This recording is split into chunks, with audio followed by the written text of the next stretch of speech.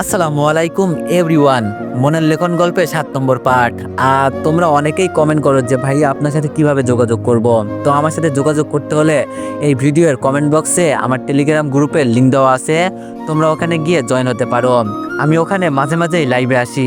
তো চলো বেশি কথা না কইয়া গল্প শুরু করা যাক। আমি রেডি হয়ে রুম থেকে বের হতেই দেখি রিয়া আমার রুমের সামনে দাঁড়িয়ে আছে। রিয়াকে দেখে বললাম, কি রিয়া এখানে দাঁড়িয়ে আছো যে?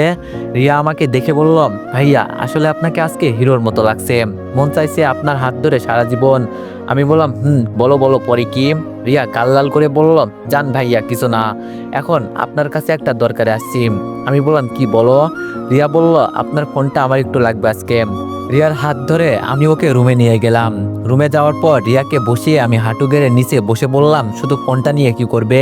তোমার জন্য সবকিছু ফ্রি। আমার রুম মানে তোমার রুম, তোমার যখন যা দরকার হয় তখন তা নিয়ে যাবে। ওই যে দেখো আমার বিছানার উপর একটা শাড়ি পরে আছে, আমার কাপড়ের সাথে ম্যাচিং করে এটা কিনে নিয়ে আসছি, পরবে কি তুমি? রিয়া আমার মাথায় হাত দিয়ে বলল, আপনার জন্য আমি আগুনে ঝাঁপ দিতে পর্যন্ত রাজি আছি, শুধু একবার বলেন কি করতে হবে আর আমি তাই করব। আমি বললাম, বেশি দেরি করে লাভ নেই, একটু তাড়াতাড়ি রেডি হয়ে নাও। রিয়া বলল, আপনি আজকে ওই দিনের মতোই আমাকে শাড়ি পরিয়ে দিবেন, তবে আজকে চোখ বেঁধে নয়, আজকে চোখ খোলা রেখেই শাড়ি পরিয়ে দিবেন। আমি বললাম, মিস রিয়া এভাবে বলবেন না, আমি সবকিছু সহ্য করতে পারি, কিন্তু যখন আমি আপনার শরীরে হাত দিই তখন নিজেকে আর কন্ট্রোল করা খুব কঠিন হয়ে যায়, পরে উল্টাপাল্টা কিছু করে ফেলবো। আমি বলে দিচ্ছি তুমি শাড়ি পরে নাও। রিয়া বলল, এভাবে বলবেন না ভাইয়া, আর আপনাকে আমি কি বলছি, আপনি নিজেকে কন্ট্রোল করেন, আপনার যা করতে মন চাই করবেন, আমি শুধু আপনার জন্য এখানে আছি। এ কথা বলে রিয়া লজ্জায় হাত কামড়াতে লাগলো। আম্মুর অনুষ্ঠানের পর আমি রিয়াকে বলেই দিব যে আমি ওকে ভালোবাসি, অতপর ওকে জড়িয়ে তো ধরতে পারবো নাকি? আমাদের ভালোবাসা হয়তো পরিবারের কেউ মানবে না, কিন্তু আমি রিয়ার জন্য যুদ্ধ করতে পর্যন্ত রাজি আছি। রিয়া বলল, ভাইয়া কি চিন্তা করেন? রিয়ার কথা শুনে আমার হুঁশ আসলো। আমি বললাম, কিছু না, তুমি শাড়ি পরে নাও, আমি বলে দিচ্ছি। আমার কথা মতো রিয়া তাই করতে লাগলো, আর আমি বলে দিচ্ছি কিভাবে কি করতে হবে। তবে সত্যি কথা বলতে রিয়াকে দেখলে আমি এক অন্যরকম হয়ে যাই, তাও আজকেও আমার সামনে শাড়ি পরছে। এই মুহূর্তে আমার মনকে যে আমি কিভাবে কন্ট্রোল করছি এটা একমাত্র আমি জানি। শাড়ি পরা শেষ হতেই রিয়া আমার কাছে এসে আমার একটা হাত ধরে বলল, আমাকে কেমন লাগছে ভাইয়া? আমি বললাম, খুব খুব সুন্দর লাগছে, যেটা বলার বাইরে। রিয়া এবার আমাকে ধরে আয়নার সামনে নিয়ে বলল, এখন কেমন লাগছে আমাদের দুজনকে? আমি রিয়ার মুখের দিকে তাকিয়ে বললাম, মন যে অনেক কিছু বলতে চাই, কিন্তু কোনো এক জায়গায় আটকে যাই, তবে এক সময় সবকিছু বলবো, শুধু এই মানুষটা পাশে থাকলেই হবে। আমার কথা শুনে রিয়া শুধু একটা হাসি দিয়ে আস্তে করে বলল, পাগল ছেলে, ভালোবাসি যে এটা বলতে পারে না, গাধা কোথাকার। আমি একটা মেয়ে হয়ে কিভাবে বলবো ভালোবাসি? আমার বুঝি লজ্জা করে না? ও সবকিছু বোঝে তাও বলতে পারে না ভালোবাসি তোমাকে। সত্যি সত্যি যখন আমি চলে যাব না, তখন খুব করেই বলতে পারবে আমি তোমাকে ভালোবাসি। আমার কি আমিও বলবো না? বললে বলবে, না বললে নাই। রিয়ার সবকিছু আমি শুনতে পেয়েছি, তাও আমি বললাম, কিছু কি বললে রিয়া? রিয়া বলল, না ভাইয়া, আপনাকে কিছু বলি নাই, বলছি আমার এই কপালকে, মৃত্যুর ডিমের সাথে আমি বসবাস করি, কিছু বলতেও পারে না। আমি বললাম, কার কথা বলছো আবার তুমি? রিয়া একটু রাগ দেখিয়ে বলল, আপনি কিন্তু কথা বলবেন না, নইলে আপনার মাথা ফাটিয়ে দিব। আমি বললাম, সত্যি তুমি তাই করতে পারবে? আমার তো মনে হয় না পারবে। রিয়া আমার হাত ছেড়ে দিয়ে বলল, দূর আপনি থাকেন, আমি গেলাম। আমি রিয়ার হাত ধরে বললাম, আরে দাঁড়াও একটু, এত তাড়া কিসের তোমার? হ্যাঁ। রিয়ার হাত ধরে আমি সুমনকে ডাক দিলাম। সুমন আবার কালকেই আমাদের বাসায় আসছে। সুমন এসে রিয়াকে আমার সাথে দেখে বলল, কিরে কিছু কি বলবি? আমি সুমনের হাতে ফোনটা দিয়ে বললাম, আমাদের কয়েকটা পিক তুলে দিবি? সুমন আচ্ছা বলে বললাম, তোরা দাঁড়া আমি পিক তুলছি। আমি রিয়ার হাত টেনে কাছে নিয়ে এলাম। রিয়া লজ্জায় লাল হয়ে বলল, কি করছেন ভাইয়া, ছাড়েন। সুমন ভাই দাঁড়িয়ে আছে, উনি সবকিছু দেখছে, পরে সমস্যা হয়ে যাবে। রিয়ার কথা শুনে ওকে আমি আরো কাছে এনে বললাম, কে কি বলবে এটা আমার দেখার বিষয় না, পছন্দের মানুষের সাথে ছবি যদি তুলতেই না পারি তাহলে এই জীবনের কোনো মানে আছে বলো? আমার কথা শুনে মনে হচ্ছে রিয়ার ভয়টা দূর হয়ে গেল। ও আরো শক্ত করে আমাকে ধরে বলল, ঠিক কথা বলছেন এখন আপনি। রিয়াকে সাথে নিয়ে কয়েকটা পিক তুললাম। সুমন চলে যাওয়ার পর রিয়া আমার কাছ থেকে ফোনটা নিয়ে বললাম, এই পিকগুলো আমার কাছে রাখি, আপনাকে দেখলে আমার সারা দিনটা ভালো হয়ে যায়। বুঝি না আপনার কাছে আমি কি এমন পাইছি, কিন্তু আফসোস লাগে এই জায়গায় যে আমি একজন কাজের মেয়ে। আমি বললাম, মায়ের আম্মু দেখো, এই কথা কিন্তু কখনো বলবে না, আমি তোমাকে কোন দিনই কাজের মেয়ে বলছি বলো? তুমি তো আমার মেয়ের আম্মু, আর আমার, আমি তোমাকে ভালোবাসি, আমি তোমাকে রিয়া দরজার কাছে গিয়ে বলল, এইসব বলবেন না ভাইয়া, ইস লজ্জা করে। এই কথা বলে রিয়া রুম থেকে বের হয়ে গেল। আর আমি মুচকি মুচকি হাসছি। পাগলি মেয়ে সবকিছু বোঝে। আমি না হয় গাধা ছেলে, কিন্তু ও তো মন খুলে বলতে পারে যে ভাইয়া আমি আপনাকে ভালোবাসি, কিন্তু বলবে না। আমিও কম কিসের, আমিও বলবো না। যাক, এভাবে রুমে বসে থাকলে হবে না, বাইরে হয়তো অনেকে এসেছে, গিয়ে দেখি বাইরের অবস্থা কি। রুম থেকে বের হয়ে দেখি সবাই চলে আসছে। এই তো আমার আম্মুও দেখি চলে আসছে। আমি আম্মুর সামনে গিয়ে বললাম, আম্মু তোমাকে তো আজকে খুব সুন্দর লাগছে। এই কথা বলে আমি আম্মুর হাত ধরলাম। আম্মু আমার হাত ছাড়িয়ে বলল, খুব কষ্ট করে মেকআপ করছে আজকে, তুই কিস করে দিবি সবকিছু নষ্ট করে। আমি আমার আম্মুকে কিস করব, তাতে কার কি? আম্মু আমার মানে সবকিছু আমার। আম্মু আমার হাত ধরে আমার কপালে চুমু দিয়ে বলল, 1000 বছর বেঁচে থাক বাবা, সবকিছু তো তোদের জন্য। আমি বললাম, হয়েছে আম্মা জান। ওই তো বাবা কেক নিয়ে বসে আছে, চলেন। আম্মু কেক কেটে আমাদের সবাইকে খাওয়ালেন। এক এক করে সবাই আম্মুকে গিফট দিল। শেষে সবাই বলল যে আমরা আম্মুর জন্য কি নিয়ে আসছি। বাবা শুধু বলল, আমরা 3 বাবা ছেলে মিলে খুব বড় একটা গিফট রাখছি। এই কথা বলে বাবা ভাবিকে বলল, বৌমা গিফটটা কোথায়, নিয়ে এসো। কিন্তু বাবার কথা শুনে ভাবির মুখ কালো করে বলল, বাবা গিফটটা তো আমার রুমেই রেখেছিলাম, কিন্তু এটা কোথাও খুঁজে পাওয়া যাচ্ছে না। ভাবির কথা শুনে আমার মাথা নষ্ট হয়ে গেল। ভাবি এসব কি বলছে? আমরা আম্মুর জন্য আংটিটা বানিয়ে নিয়ে আসছি, তবে এই আংটিটিতে শুধু সোনাই ছিল, একদম খাঁটি সোনা দিয়ে সবটা তৈরি করা হয়েছে। কিন্তু ভাবি এসব কি বলছেন? ভাইয়া দৌড়ে রুমে চলে গেল। ভাইয়ার পিছনে পিছনে আমিও রুমে গেলাম। ভাইয়ার রুমে খুঁজতে খুঁজতে বলল, কোথাও তো পাওয়া যাচ্ছে না। ভাবি বলল, আমিও তো তাই বলছি, কোথাও খুঁজে পাওয়া যাচ্ছে না। কিন্তু সকালে আমি রিয়াকে এখানে আসতে দেখছি, একবার ওর রুমে খুঁজে দেখি। রিয়ার রুমের কথা শুনে আমি বললাম, ও আর যাই কিছু করুক, এইসব জিনিসের প্রতি কখনো নজর দিবে না, এটা আমি বিশ্বাস করি। বাবা বলল, হারিয়ে গেছে যেহেতু তাহলে সবার রুম চেক করা হবে। বৌমা তুমি রিয়ার রুমে গিয়ে দেখো। বাবার কথা মতো ভাবিও তাই করলো। রিয়া শুধু আমার মুখের দিকে তাকিয়ে আছে, কিছু বলছে না।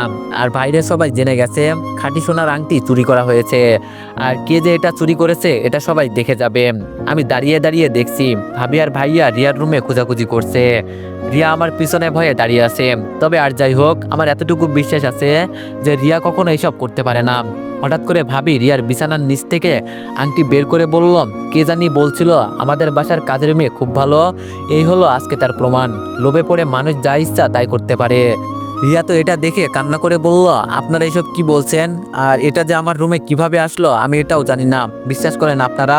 ভাবি ঠাস করে রিয়ার গালে একটা চড় দিয়ে বলল, চুরি করে যদি খাবি তো এখানে কেন এলি? আজকে কত বড় একটা অনুষ্ঠান তোর জন্য নষ্ট হয়ে গেছে, একটা সামান্য জিনিসের লোভ তুই সামলাতে পারলি না। আমি আর কিছু বলবো না, যা বলার আমার আম্মা বলবে এখন। রিয়া আম্মুকে দেখে আম্মুর পায়ে পড়ে বলল, বিশ্বাস করেন খালামণি, আমি এটা করি নাই, আমাকে কেউ ফাঁসিয়ে দিয়েছে। আমি কসম করে বলছি আমি এটা করি নাই, বিশ্বাস করেন আপনি। আম্মু রিয়াকে তুলে বলল, খুব ভালো মেয়ে মনে করতাম আমি তোমাকে, ইদানিং আমার ছেলেও তোমার সাথে একটু বেশি করেই কথা বলছে। আমি সবকিছু বুঝি কিন্তু কিছু বলি না। আজকে ওরা প্ল্যান করে সবকিছু তৈরি করছে। কেন এটা করলে? অনুষ্ঠানের পর আমাকে বলতে, খালামণি এটা আমার খুব পছন্দ হয়েছে, আমাকে দিয়ে দেন, আমি দিয়ে দিতাম তোমাকে এটা। কেন করলে এমন? আম্মুর কথা শুনে রিয়া দৌড়ে আমার কাছে চলে আসলো, আমার হাত ধরে বলল, ভাইয়া আপনি তো আমাকে বিশ্বাস করেন, আমি এটা করি নাই। রিয়া যে এমন কিছু করবে আমি কখনো ভাবি নাই। এতটা ভালোবাসি আমি ওকে, এত বিশ্বাস করি আমি ওকে। আর আজকে এটাও কি করলো? আর করবেই না কেন? এর দাম যে অনেক। এটা যদি একবারও নিয়ে বাসা থেকে বের হয়ে যেত তাহলে সারা জীবন ওর আর কাজ করতে হতো না। আমার বাবা আর ভাইয়া প্রবাসের অর্ধেক টাকা এই আংটির পিছনে খরচ করছি। আর আজকে রিয়া এটা কিভাবে করলো মানতে পারছি না আমি, বুক পেটে কান্না আসছে আমার। আমি রিয়ার হাত ছাড়িয়ে বললাম, খুব করে বিশ্বাস করতাম তোমাকে রিয়া, সবকিছু দিয়েছি আমি তোমাকে, আর আজকে এটা কেন করলে? অতঃপর আমাকে তো বলতে পারতেন, আমি দিয়ে দিতাম তোমাকে এটা। রিয়া কান্না করতে করতে বলল, আপনিও আমাকে বিশ্বাস করলেন না ভাইয়া? আমি বললাম, আমাকে ভাইয়া বলবে না, ভাইয়া বলার অধিকার তুমি হারিয়ে ফেলছো। এত করে পছন্দ করি তোমাকে, কেন এমন করলে তুমি? রিয়া শুধু মাথা নিচু করে কান্না করছে। যেখানে আমি ওকে বিশ্বাস করছি না সেখানে আর কেই বা ওকে বিশ্বাস করবে? রিয়া আমার মনটাই ভেঙে দিল। এমনটা করবে আমি কখনো ভাবি নাই। খুব ভালো মেয়ে মনে করতাম ওকে, আর আজকেও প্রমাণ করেই দিল যে কাজের মেয়েরা ভালো হয় না। ওরা সুযোগ বুঝে খুব করে চুরি করতে পারে। যাকে এত ভালোবাসি সেই কিনা আজকে চুরি করেছে। মনকে কোনোভাবেই মানাতে পারছি না আমি। রিয়া মাথা নিচু করে শুধু কান্না করছে, কিছু বলছে না। তবে হঠাৎ করে আম্মু বলল, এই বিষয়টা আমরা আর বড় করতে চাই না, খুব ভালো মেয়ে মনে করতাম তোমাকে।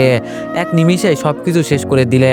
তোমার পরিবারকে আমরা কিছুই বলবো না, তোমাকে শুধু এটাই বলবো যে এখান থেকে চুপচাপ চলে যাও, আর কখনো আমাদের এখানে আসবে না।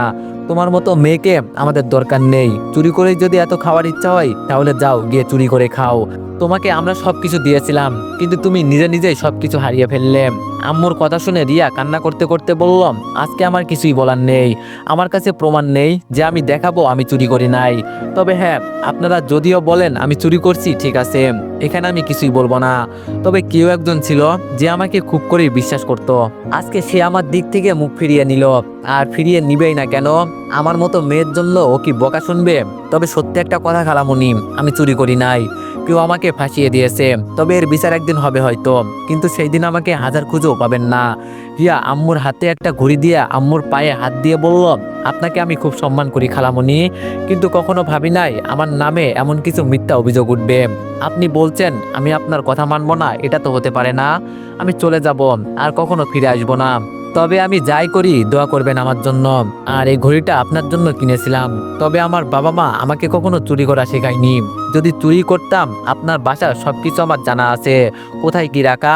হাসি পাই কি জানেন, এতদিন এখানে থেকেছি ঠিকই, কিন্তু আজকে কেউ আমাকে বিশ্বাস করে না। ভালো থাকবেন খালামুনি। এই কথা বলে রিয়া আমার সামনে আসলো। রিয়ার কান্না দেখে আমার বুকটা ফেটে যাচ্ছে। কি বলবো ওকে, বলার মতো আমার কাছে তেমন ভাষা নেই। চাইলেও ওকে আমি ফেরাতে পারবো না, কারণ রিয়া ভুল করেছে, অনেক বড় ভুল। রিয়া আমার দিকে কান্নামাখা কণ্ঠে বললাম, আপনি অন্তত একবার আমাকে বিশ্বাস করে দেখতেন। ওরা আমাকে অপমান করবে, যদি আজকে আমার গায়ে হাত তুলতো তাও আমার এতটা কষ্ট লাগতো না যতটা আপনি দিয়েছেন আজকে।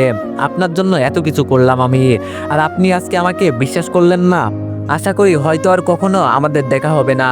আর যদিও হয়ে যায়, তখন যেন আমি এটা প্রমাণ করতে পারি সেই দিন আমি চুরি করি নাই। তবে আপনার জন্য আমার মন থেকে মায়া একেবারে উঠে গেছে। আপনাকে যদি দেখাতে পারতাম আপনি আমার মনের কতটা গভীরে আছেন, তাহলে ঠিকই বুঝতেন। কিন্তু আপনি আমাকে বিশ্বাস করলেন না, খুব কষ্ট লাগলো জানেন। আমার মাইকে একটু দেখেই চলে যাব, ওকে একটু নিয়ে আসবেন। আমি দাঁড়িয়ে আছি দেখে রিয়াই মাইকে নিয়ে এলো। মায়ের গালে চুমু দিয়ে বলল, মা হবার ভাগ্য হয়তো আমার নেই। ওকে কাছে পেয়ে সবকিছু পেয়েছিলাম, শুধু আফসোস থেকে গেল। আজকে আপনারা কেউ কিছু বলছেন না, কিন্তু একদিন ঠিকই বুঝবেন। তবে আমি কিছুটা হলেও বুঝতে পারছি আমার সাথে কি এমন করছে। এই নেন আপনার মেয়েকে। রিয়ার কোল থেকে মাই আসতে চাইছে না, খুব কান্না করছে, তাও জোর করেই দিয়ে দিল। রিয়ার চোখে পানি দেখে আমার কলিজা ফেটে যাচ্ছে, কিন্তু কিছু বলতে পারছি না। দরজার কাছে গিয়ে রিয়া আমার দিকে তাকিয়ে বলল, খুব ভালোবাসতাম ভাইয়া আমি আপনাকে, আপনার বউ হবার খুব ইচ্ছে ছিল, পারলাম না, জীবন যুদ্ধে হেরে গেলাম। তবে এই বাসা থেকে বের হয়ে যাচ্ছি মানে সবার সাথে আমার সম্পর্ক নষ্ট হয়ে যাচ্ছে। আমাকে আজকে কেউ বিশ্বাস করে নাই, কিন্তু একদিন আফসোস করবেন। লাভ ইউ আমার প্রিয় ভাইয়া। এই কথা বলে রিয়া বাসা থেকে বের হয়ে গেল। আমি নিচে বসে কান্না করছি। মাই তো চিৎকার করে কান্না করছে, ছোট মেয়ে এত কিছু বোঝে না ও। আম্মু মাইকে নিয়ে গেল, চোখ দিয়ে শুধু টপ টপ করে পানি পড়ছে। নিচ থেকে উঠে রুমে গিয়ে দরজা লাগিয়ে দিলাম। ওয়াশরুমে গিয়ে পানি ছেড়ে ইচ্ছে মতো কান্না করতে লাগলাম। কি করলাম আমি? নিজের হাত ধরে নিজের জীবনটাই নষ্ট করে ফেললাম। কেন রিয়া আজকে চুরি করতে গেল? এটা না করলে কত সুন্দর সবকিছু চলছিল আমাদের, আজকে এটা করে সবকিছু নষ্ট করে দিল। খুব ভালোবাসি আমি রিয়াকে। কান্না করতে করতে কখন যে জ্ঞান হারিয়ে নিচে পড়ে গেলাম বলতেও পারি না। যখন চোখ খুললাম তখন দেখি আমি হাসপাতালের বেডে শুয়ে আছি। মনে হচ্ছে যেন আমার পুরো শরীর ব্যথায় যন্ত্রণা করছে। আমার পাশে আম্মু বসে আছে। আম্মু আমাকে চোখ খুলতে দেখে বলল, বাবা এখন কেমন লাগছে? আমি আম্মুর দিকে তাকিয়ে বললাম, আমি এখানে কিভাবে আসছি? আম্মু বলল, তোরে আমার মারতে ইচ্ছা করছে। ওয়াশরুমের পানি ছেড়ে কেউ কি এভাবে কান্না করে? দেখতো চোখ মুখ ফুলে কি হয়ে গেছে। আমরা তো মনে করছিলাম, দেখ বাবা, আমরা তোরে হারাতে চাই না, তুই একটা সাধারণ মেয়ের জন্য। আমি বললাম, আম্মু ওকে তুমি সাধারণ মেয়ে বলবে না, হয়তো তোমাদের কাছে সাধারণ মেয়ে হতে পারে, কিন্তু আমার কাছে ও অসাধারণ। আম্মু বলল, খুব পছন্দ করতি তাই না ওকে? আমি বললাম, কি বলবো আম্মু, ওকে এতটা পছন্দ করে ফেলেছি যে বলার বাহিরে। আমি তো চিন্তা করছিলাম তোমাদের বিরুদ্ধে গিয়ে ওকে আমি বিয়ে করব। আম্মু বলল, থাক বাদ দে, এইসব কথা বলে এখন আর কোনো লাভ নেই। আজকে একটা আংটির লোভ সামলাতে পারে নাই, এখন চিন্তা কর পরে কি হতে পারে। আমি বললাম, রিয়া তো এমন মেয়ে না আম্মু, ও কখনো এমন কিছু করবে না আমি জানি, কিন্তু কেন করলো এমন আম্মু? আম্মু বলল, এইসব বাদ দিতে বলছি না আমি, ওর কথা মাথা থেকে ঝেড়ে ফেলে দে, এত চিন্তা করিস না বাবা, পৃথিবীতে কি মেয়ের কম আছে? আমি বললাম আম্মু।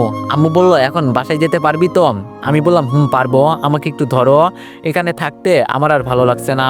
আম্মুকে ধরে কোনো মতে বাসায় চলে আসলাম। রুমে গিয়ে বিছানায় শুয়ে শুয়ে শুধু রিয়ার কথাই চিন্তা করছি। রিয়া আমাকে সেই দিন মৃত্যুর হাত থেকে বাঁচিয়েছে। ও যদিও চুরি করেছে, তাহলে ওকে কি আমি এটা থেকে বাঁচাতে পারি নাই? সবই আমার কপাল।